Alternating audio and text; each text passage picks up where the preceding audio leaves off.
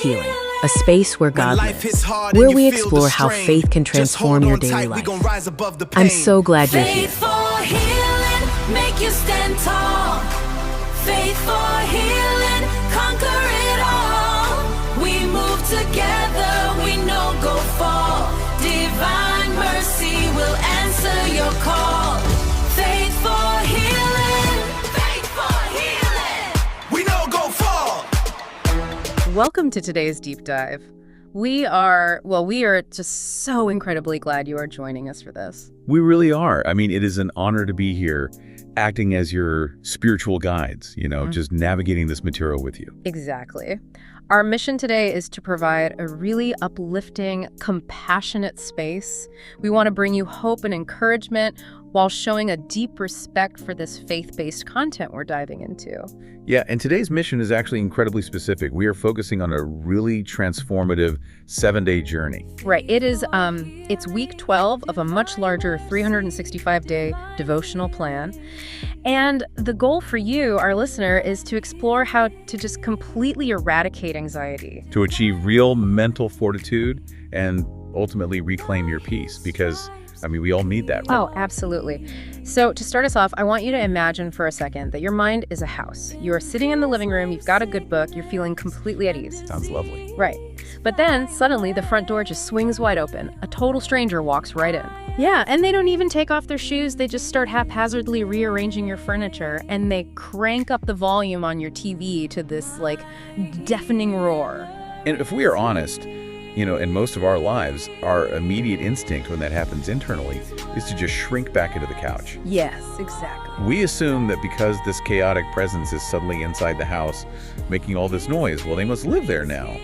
We try to learn how to accommodate them. We tiptoe around our own living room, and we call that uninvited guest anxiety or panic. Right. We treat it like this inescapable emotion. Or worse, a permanent roommate we never wanted, but somehow feel we're legally stuck on a lease with. But what if you remembered that you actually own the house? That is the whole point of today. We're going to walk you through a week's worth of daily devotionals that provide a truly practical and spiritual blueprint for taking back your mind. You have the authority to evict the intruder. I love that. Evicting the intruder. But before we can build a fortress of peace, we have to stop the immediate attack in the living room. Right. Yes. You have to address it head on. And this journey begins on Sunday, which is day 78 of the plan. Right. And day 78 really tackles breaking panic at its root. Exactly. It defines anxiety as fundamentally a physical response to a mental suggestion. A physical response? Yeah, think about it. To achieve healing, you have to break the grip of that panic at its very root. The devotional highlights this profound spiritual action of resting on the stripes of Jesus. Okay, let's unpack this for a second, because that is huge. It's like hearing a fire alarm and suddenly realizing there is no actual fire. Right. You realize you have the authority to just turn off the alarm. You directly command the nervous system to be still. You do. Yeah. Because biologically, your body is just reacting to the mental suggestion of a threat. When you rest on that spiritual provision, you are essentially telling your body, the price for my peace has already been paid. You are safe. That makes so much sense. And that perfectly sets up Monday, day 79, where it shifts gears a little bit. Yeah, day 79 gets into identity. It does. It describes fear not as a personality trait, which is how we usually see it, right? But as an illegal visitor, a spirit that doesn't belong to you. That is a massive distinction. It really is. So how does shifting our view, seeing fear as an external intruder rather than like a core part of who we are, empower us to evict it and put on what they call a sound mind? Well, this identity shift is absolutely crucial, because as long as you think fear is just who you are, like, oh, I am just an anxious person, you will protect it. Oh, wow. Yeah, you wouldn't kick yourself out of your own house. Precisely. You don't evict yourself. But when you realize fear is a trespasser and external intruder, you can confidently refuse it a seat at your table. You can just point to the door. Exactly. You embrace the spirit of power, knowing that the fear is, it's trespassing. Okay, so you've pointed to the door, you have evicted the spirit of fear, and you've commanded your nervous system to be still. Right. But, how do you filter the thousands of thoughts that try to sneak back in through the window? That brings us right to Tuesday, day 80. which introduces this brilliant concept called the law of peace. Like a law of peace. Yeah, it establishes that God's peace isn't just a fleeting feeling. It is the final authority over your nervous system. And the source material has this really memorable metaphor for this. It talks about letting peace act as an umpire. I love the umpire analogy. Me too.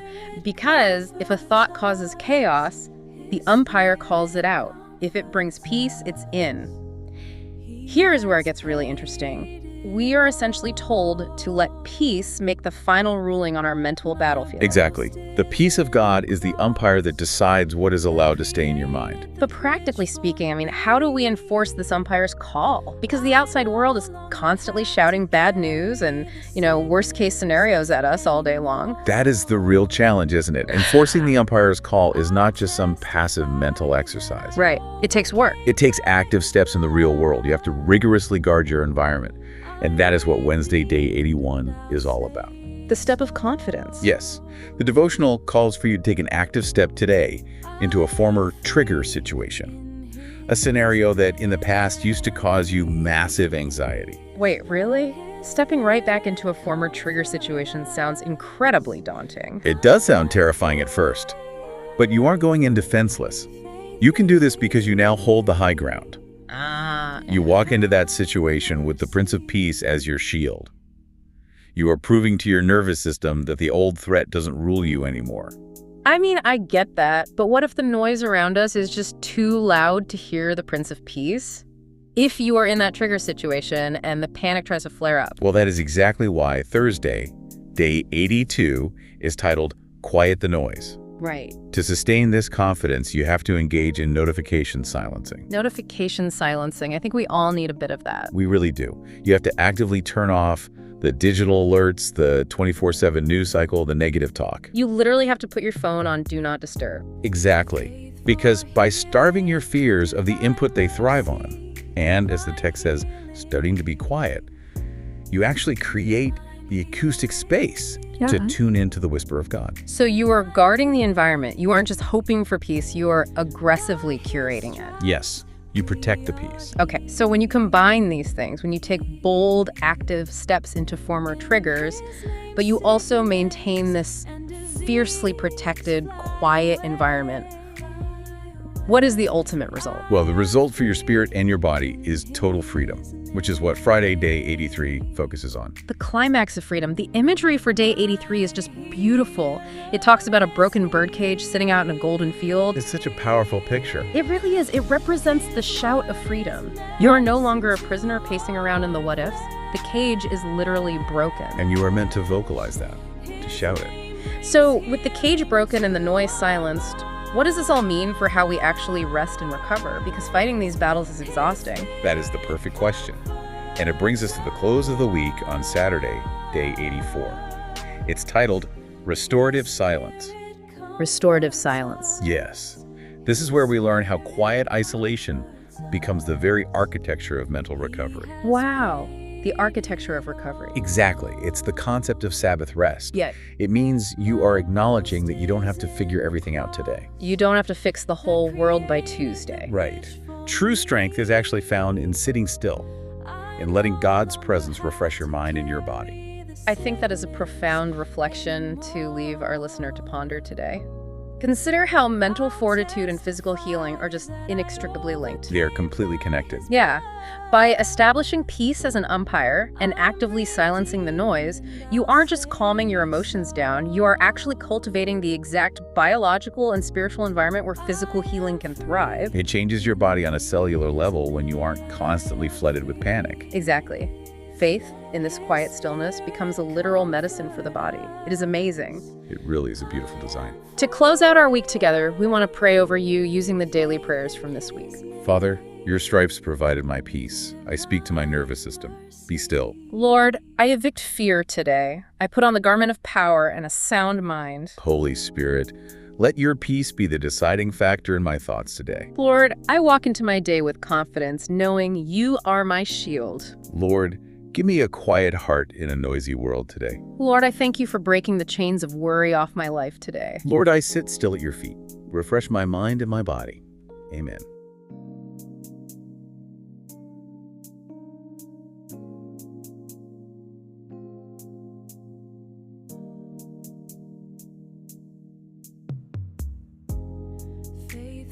Thank you for following and sharing.